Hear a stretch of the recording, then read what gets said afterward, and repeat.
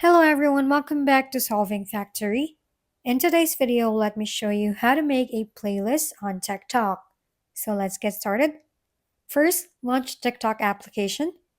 Next, go to your profile page by tapping on the profile icon located on the lower right corner. Now tap on the three horizontal lines in the upper right corner. Then tap on Creator Tools. From here, you should see the playlist option in this section. However, if this feature is unavailable to you, you can take a screenshot.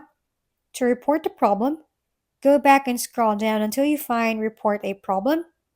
Tap this option and under Topics, select Videos and Sounds.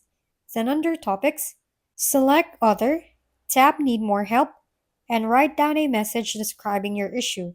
Next, tap the image icon and select the screenshot. Tap OK, and then Submit, and that's it. Solving Factory at your service. Kindly give us a thumbs up, hit subscribe, and leave a comment for your suggestions. We'll see you on the next video.